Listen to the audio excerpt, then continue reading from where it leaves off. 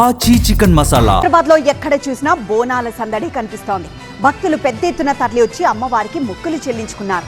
ముఖ్య నేతలంతా అమ్మవారిని దర్శించుకున్నారు. అయితే బోనాల ఏర్పాట్లను అద్భుతంగా చేశామని ప్రభుత్వం చెప్పుకుంటూ ఉంటే అంతంత మాత్రమే అనే విమర్శలు చేసింది విపక్షం.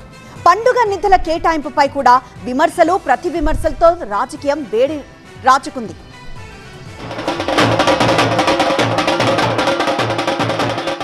బోనాల జాతర సందర్భంగా లాల్ దర్వాజా సింహవాహిని మహంకాళి అమ్మవారి ఆలయంతో పాటు నగర వ్యాప్తంగా మహంకాళి ఆలయాలన్నీ భక్తులతో కిటకిటలాడాయి. బోనాలతో అమ్మవారి ఆలయానికి భక్తులు భారీగా తరలివచ్చారు. డప్పు చప్పుళ్లు, పోతురాజుల నృత్యాలు, అమ్మవారి నామస్మరణతో లాల్ దర్వాజా ఆలయ పరిసరాలు మార్మోగాయి.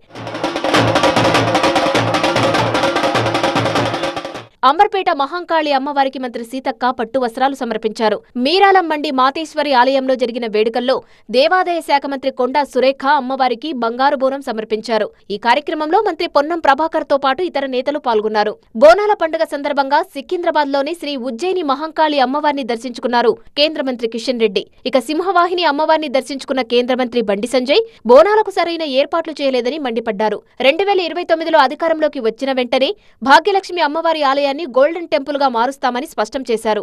మాజీ మంత్రి తలసానితో కలిసి ఓల్డ్ సిటీలో పర్యటించారు బీఆర్ఎస్ వర్కింగ్ ప్రెసిడెంట్ కేటీఆర్. బోనాల పండుగ సందర్భంగా వివిధ ఆలయాలను దర్శించుకుని పూజలు నిర్వహించారు.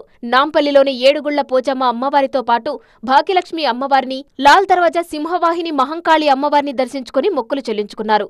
పాతబస్తీ లాల్ దర్వాజాలోని శ్రీ సింహవాహిని మహంకాళి అమ్మవారిని దర్శించుకుని పూజలు నిర్వహించారు My Home group executive vice chairman Jupally Ramu Rao. ఇక cine hero Vijay Deverakonda, Anand Deverakonda, director Sandeep Vanga కూడా అమ్మవారిని దర్శించుకున్నారు.